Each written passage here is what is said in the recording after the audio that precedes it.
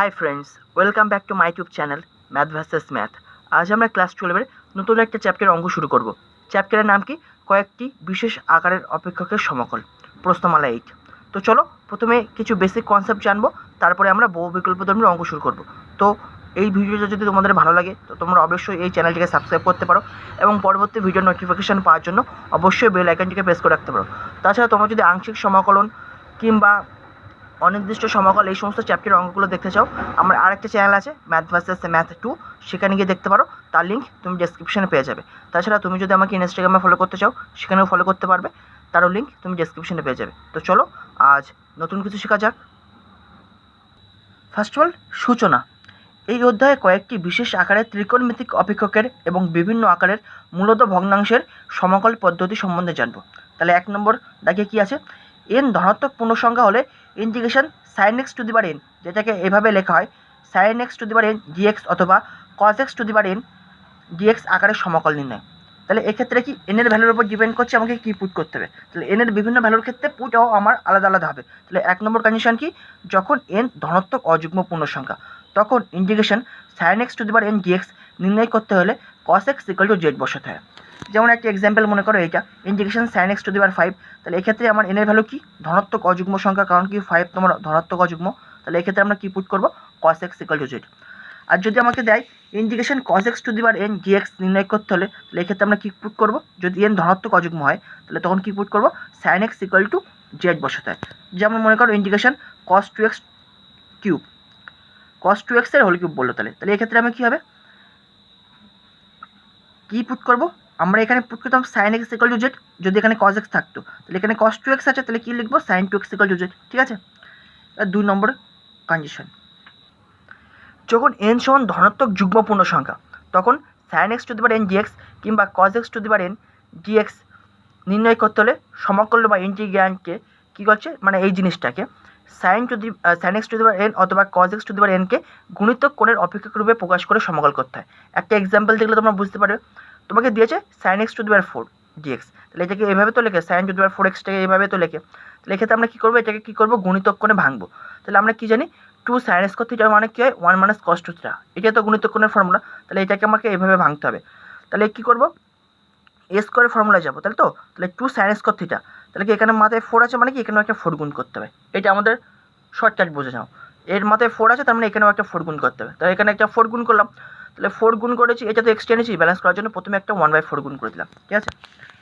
তাহলে 1/4 ইন্টু এই 4 sign x to the পাওয়ার 4টাকে কীভাবে লিখতে পারি? 2 সাইন স্কোয়ার এক্স এর হোল স্কোয়ার সমান 1/4 ইন্টু এখন 2 সাইন স্কোয়ার থিটা যদি 1 মাইনাস কস 2 থিটা হয় তাহলে 2 সাইন স্কোয়ার এক্স কত হবে? 1 minus cos 2x whole square, মাথায় স্কোয়ার আছে বলে সমান 1/4 ইন্টু এটাকে আমরা a minus b whole square formula ভাঙবো। তাহলে a square minus 2ab that is 2 into cos 2x plus b square that is cos square 2x। এইবার আমরা কি জানি 2 কস স্কোয়ার থিটা মানে কি? 1 প্লাস কস 2 থিটা। শুধু কস স্কোয়ার 2x এর তো কোনো ফর্মুলা নেই, তাহলে এটাকে আমি 2 কস স্কোয়ার থিটাই নিয়ে যাবো। তাহলে আবার কী করছি? এটার সাথে আমার 2 গুণ করতে হবে। তাহলে এটাকে শুধু 2 দিয়ে গুণ করলে তো হবে না, করলে প্রত্যেকটা পদের সাথে করতে হবে। তাহলে আমি প্রত্যেকটা পদকে আমি 2 দিয়ে গুণ করছি। তাহলে প্রত্যেকটা পদকে আমি 2 দিয়ে গুণ করছি বলে বাইরে একটা ওই 1/2 এক্সট্রা গুণ করে দিয়েছি ব্যালেন্স করার জন্য। তাহলে কী লিখবো? তাহলে 1/4 ইন্টু 1/2 কত হয়ে যাচ্ছে? 1/8। তাহলে 2 মাইনাস 2 ইন্টু 2 কত হয়ে যাচ্ছে? 4 cos 2x। আর এখানে কী হয়ে যাচ্ছে? 2 cos স্কোয়ার 2x এর পরিবর্তে তখন কত লিখবো? 2 cos স্কোয়ার থিটা যদি 1 প্লাস cos 2 থিটা হয় তাহলে এখন থিটা দিয়ে কত লিখবো? 2x। তাহলে কত পাবো? 1 প্লাস cos 4x। ঠিক আছে। তাহলে এবারে ইন্টিগ্রেশন করবো। তাহলে integration sine to the power 4x dx সমান তাহলে কত পাবো? 1/8 ইন্টু ইন্টিগ্রেশন হবে এটা 3 minus 4 cos 2x plus cos 4x dx। এবার প্রত্যেকটা পদে তুমি আলাদা আলাদাভাবে ইন্টিগ্রেশন করবে। এবার তো তুমি পারবে, এরপরে আর করিনি, এগুলো এভাবে করতে হবে। ঠিক আছে। এবার আমরা 2 নম্বর কন্ডিশনে যাচ্ছি।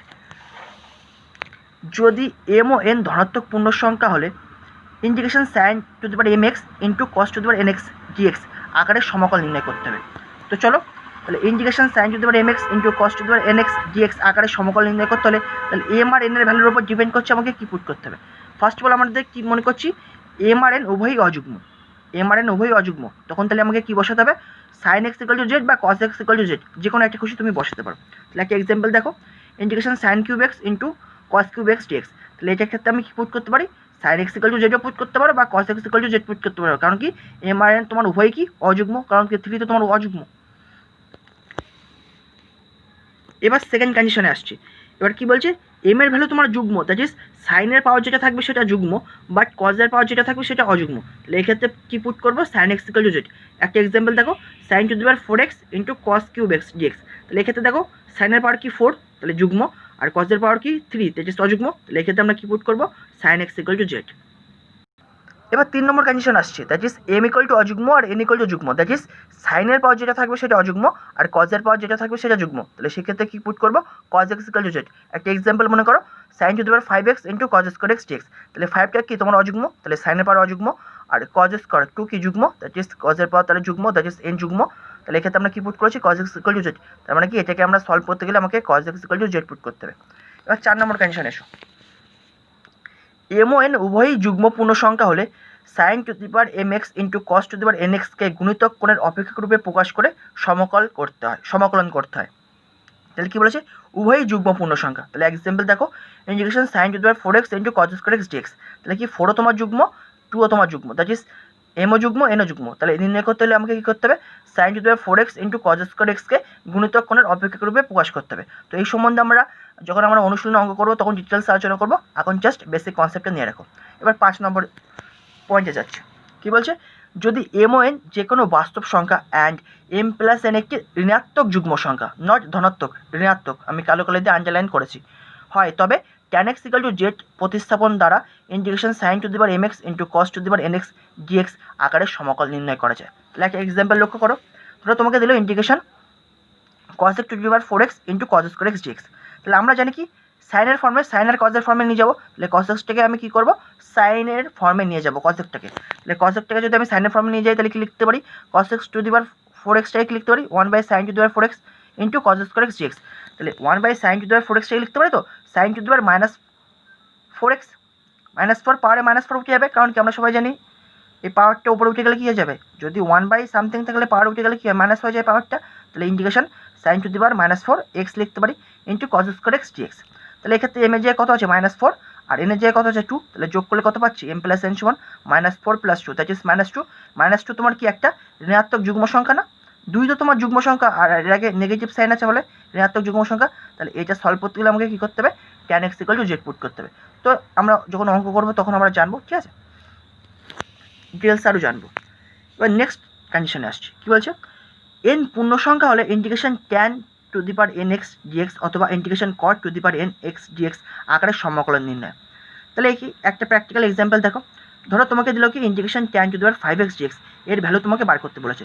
তো সমান কী করতে হবে, integration tan cube x into tan square x dx লিখতে পারি, কারণ কি ট্যান টু দি পাওয়ার 5xটাকে কি লিখতে পারি, tan cube x into tan square x সমান integration tan cube x into tan square এক্সটাকে লিখতে পারি sec square theta minus tan square theta 1 হয়। তাহলে ট্যান স্কোয়ার এক্স তাহলে কি লিখতে পারি, সেক স্কোয়ার এক্স -1, কারণ কি এই যে থিটার জায়গায় এখন এক্স লিখে দাও, তাহলে এখান থেকে আমি ট্যান স্কোয়ার এক্স কত লিখতে পারি, সেক স্কোয়ার এক্স -1, আর এই বাইরে ডিএক্স ছিল সেই ডিএক্স।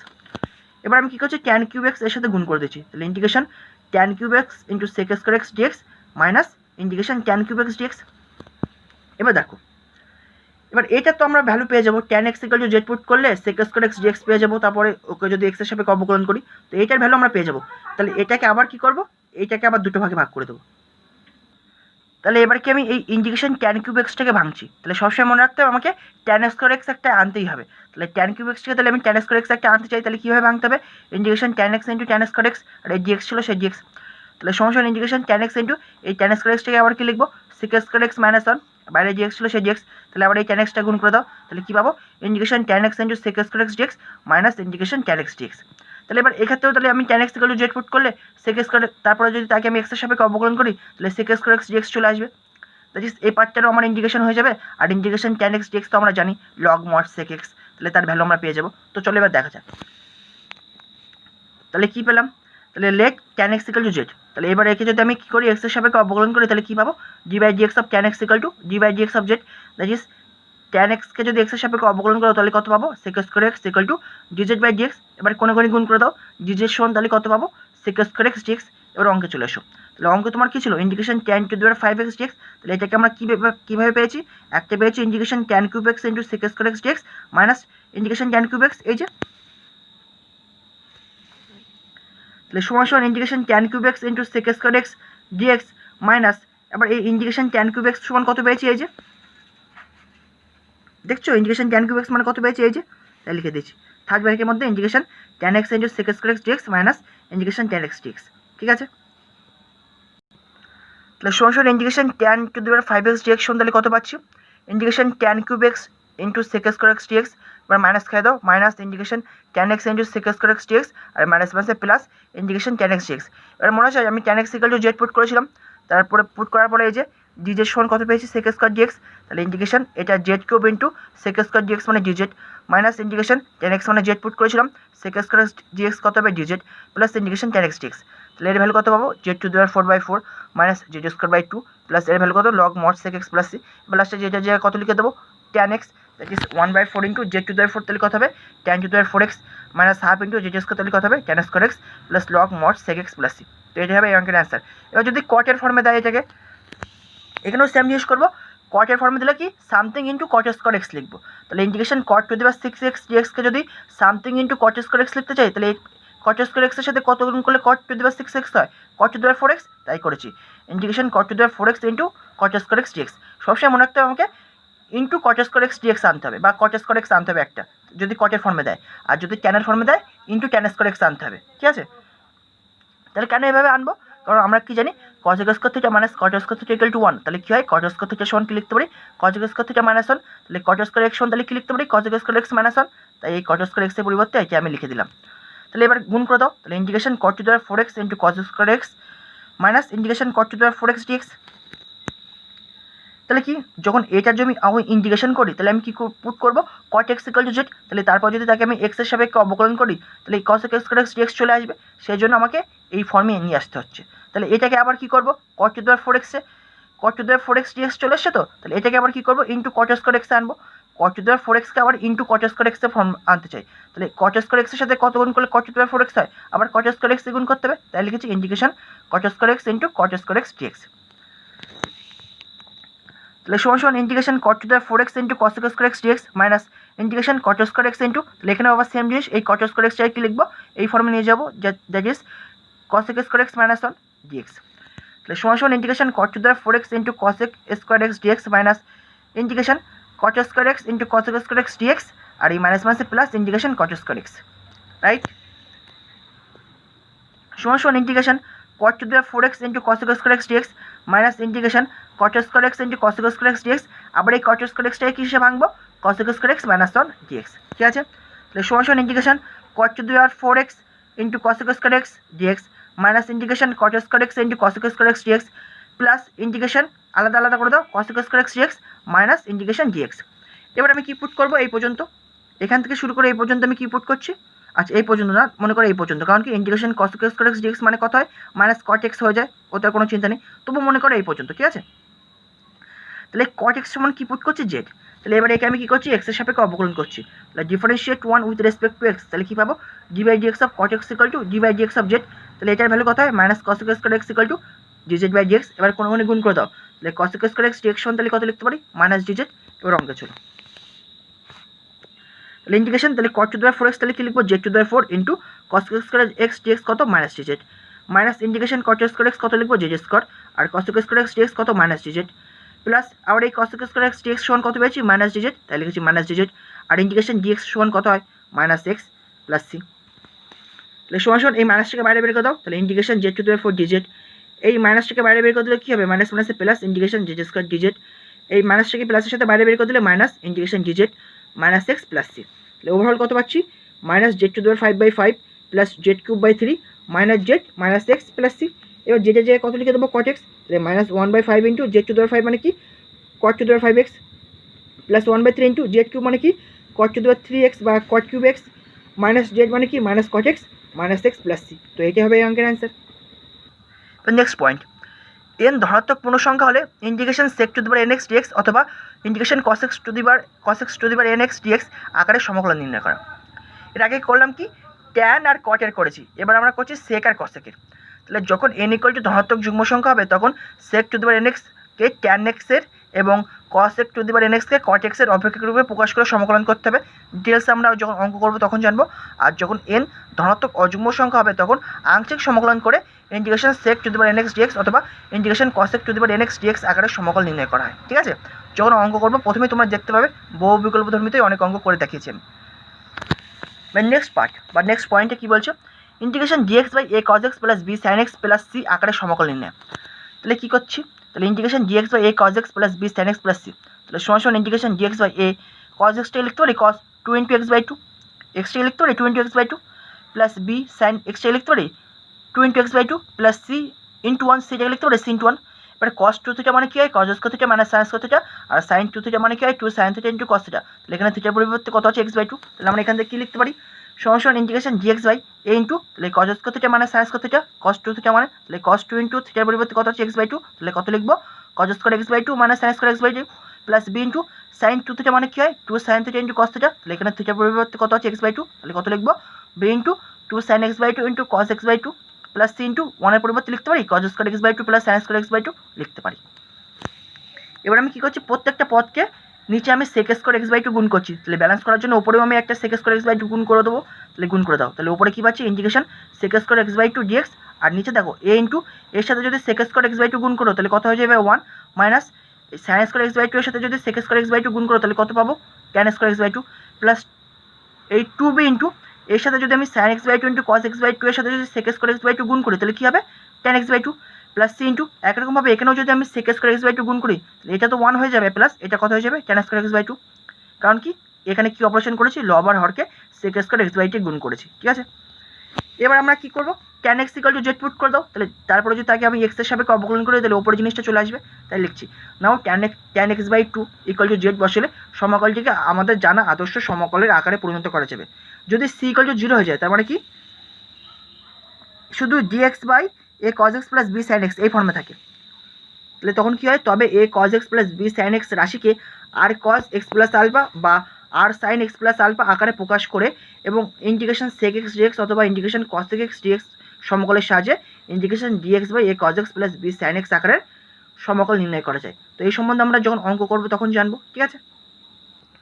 নেক্সট পয়েন্ট কি বলছে, integration p cos x plus q sin x plus r by a cos x plus b sin x plus c dx আকারে সমকল নির্ণয়। তাহলে এক্ষেত্রে কী করতে হয় লব সমান তার মানে ওপরে যে জিনিসটা থাকবে সেটা ইকুয়াল টু কী করতে হয় l ইন্টু হর প্লাস m ইন্টু হরের অন্তর্কলজ প্লাস n ধরতে হয়, দ্যাট ইজ ওপরে কী আছে p cos x plus q sin x plus r equal to l into হর দ্যাট ইজ l ইন্টু নিচে যেটা থাকে l into a cos x plus b sin x plus c plus m into হরের অন্তর্কলজ that is d by dx of হর m into d by dx of a cos x plus b sin x plus c plus n একটা ধ্রুবক।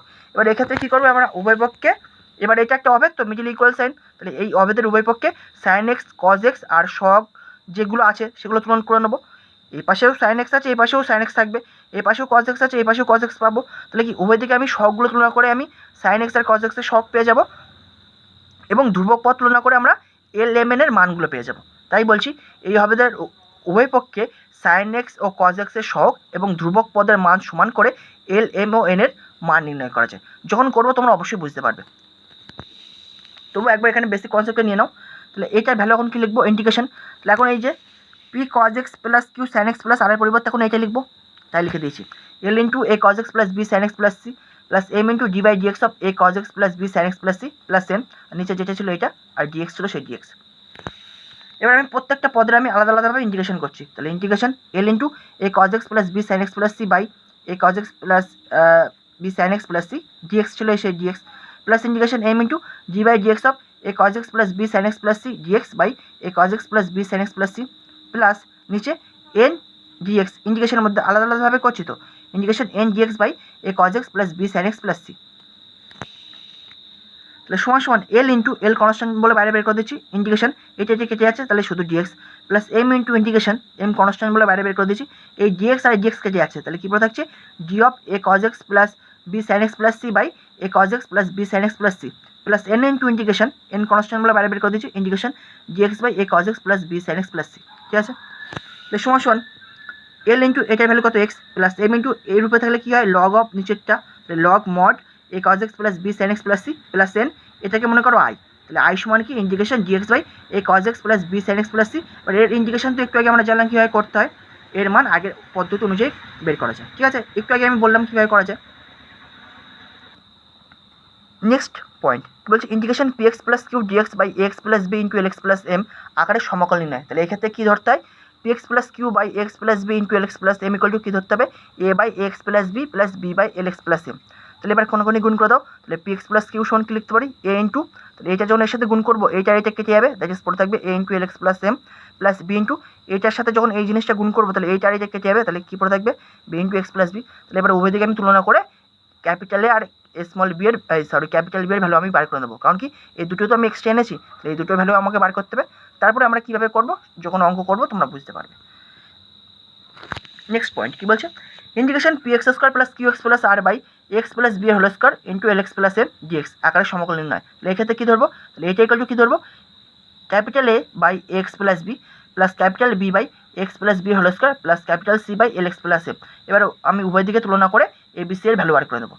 এবার last point আজকের, তাহলে integration p x square plus q x plus r by x square plus b x plus c into l x plus m dx আকারে সমকল নির্ণয়। তাহলে এক্ষেত্রে কী ধরবো, এই ওপরকে equal to x plus b by x square plus b x plus c by l x plus m. এবার আমি উভয় দিকে তুলনা করে আমি কী করবো ক্যাপিটাল এ ক্যাপিটাল বি আর ক্যাপিটাল সি এর ভ্যালু বার করে নেবো। যখন অঙ্ক করবো এগুলো ডিটেলসে ওখানে আলোচনা করবো, এখানে আর সেজন্য করিনি। তো এই পর্যন্ত ছিল আমার বেসিক কনসেপ্ট। তো নেক্সট ভিডিও থেকে আমরা অনুশীলন অঙ্ক শুরু করবো। তো চলো নেক্সট ভিডিও আবার পরবর্তী নতুন কিছু অঙ্ক নিয়ে আবার কথা হবে। Thank you.